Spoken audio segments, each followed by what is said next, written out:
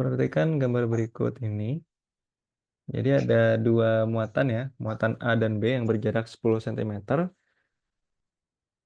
Kemudian jika di antara muatan A dan B diletakkan muatan C, dengan besar muatannya itu plus Q, sehingga gaya listrik yang bekerja di muatan C sama dengan 0, maka jarak muatan C ke muatan A adalah berapa? Oke, mungkin kita tambahkan di sini adalah muatan C ya, yang kita nggak tahu jaraknya. Oke, muatan C. Ingat C-nya positif ya, bermuatan positif. Nah, kemudian mungkin kita bisa definisikan dulu jarak antara A ke C itu kita sebut aja dengan X gitu ya. Kemudian jarak antara C ke B berapa nih? Berarti C ke B itu adalah 10 dikurang X ya kan? Karena kalau dari A ke B itu 10, kemudian dari A ke C itu X, berarti kalau misalnya ditanya dari C ke B berarti 10 dikurang X seperti itu. Oke, sekarang kita lihat gayanya. C ini bermuatan positif. Ketika dia dilihat gayanya atau gaya kolomnya antara C dan A, mereka akan saling tarik-menarik. Berarti C-nya ke sebelah kiri, A-nya ke sebelah kanan gitu kan. Tapi karena fokusnya ke C, berarti kita tulis aja yang di C saja. Berarti C akan ketarik ke sebelah kiri. Ya, dengan ini sebagai F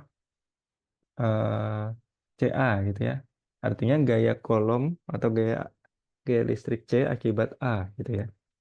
Kemudian C juga berinteraksi dengan B, di mana C-nya positif, B-nya negatif. Berarti sama tarik menarik.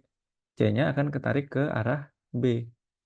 Berarti ini kita sebut sebagai FCB atau gaya listrik C akibat B. Nah, FCB dan FCA ini saling ber ini ya, berbeda arah gitu. Sehingga nanti kalau misalkan ditanya resultannya berarti mereka harus dikurang. Nah, katanya di sini muatan di C itu nantinya sama dengan 0. Nah, berarti FC itu sama dengan 0. FC itu dari apa saja? FC itu adalah FCB dikurangi dengan FCA, ya kan? Kenapa dikurang? Ya karena berlawanan arah tadi ya. Jadi sama dengan 0, maka bisa ditulis lagi berarti FCB sama dengan FCA. Oke, ini yang kita gunakan untuk mencari jarak antara muatan C ke A atau nilai X-nya gitu ya. Oke, ingat bahwa persamaan gaya listrik itu adalah F sama dengan K Q1 Q2 per R kuadrat. Seperti itu ya. Oke, sekarang kita mungkin jawabnya mulai dari sini aja, langsung ke bawahnya aja ya. FCB berarti itu adalah K QC QB ya kan? Per R dari C ke B kuadrat sama dengan FCA berarti K QC dikali QA per RCA kuadrat. Oke, K-nya konstanta bisa dihilangkan. Kemudian C juga ya, QC sama, mesti bisa dihilangkan. Sisanya adalah QB, QA. QB-nya tadi adalah eh, 4 mu C. Mu itu berarti 10 pangkat min 6 ya. Berarti 4 kali 10 pangkat min 6 per RCB, jarak antara C ke B itu adalah 10 min X. Berarti 10 min X kuadrat.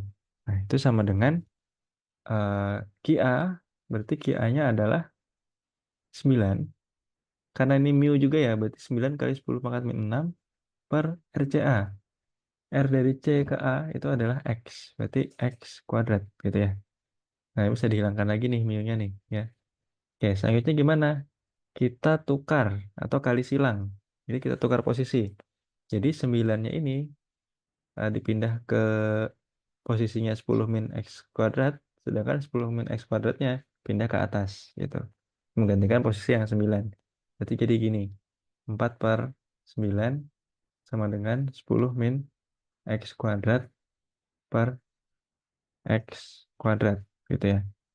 Atau bisa ditulis 4 per 9 sama dengan 10 min X per X kuadrat gitu ya. Kuadrat kita pindah ruas maka akan menjadi akar. Jadi akar 4 per 9 sama dengan 10 min X per X. Kemudian diakarin jadi 2 per 3 ya. sama dengan 10 min X per X. Kali silang sekarang. Berarti jadi 2X sama dengan, langsung saja ya, kita kalikan. Berarti 30 min 3X. Yang ada X-nya kita kumpulkan. Berarti min 3X-nya pindah ke kiri. Berarti 2X plus 3X itu ya, 5X sama dengan 30. Maka X-nya adalah 6. Oke. Maka jarak X-nya ini adalah 6. Artinya jarak antara muatan A ke muatan C gitu ya, atau dari C ke A itu adalah 6 cm. Maka jawaban yang benar adalah yang C. Kalau misalkan ditanya lebih lanjut, kalau misalkan dari C ke B berapa? Jadi kan C ke B adalah 10 min X ya. Berarti 10 kurang 6, berarti 4. Seperti itu. Oke, bagi yang bingung ya tadi ya, kenapa ini bisa ditukar ya? Ditukar yang ini tadi, yang 9-nya ke bawah, yang 10 min X-nya ke atas. Jadi kita sebenarnya pakai konsep gini ya, pindah ruas aja. Misalnya kita punya A per B sama dengan C per D gitu ya. Kan kita buktikan apakah bisa diputar balik gitu. Oke, sekarang kita kali silang. A kali D berarti kan AD, terus B kali C ya BC gitu. Kemudian kita tukar sekarang.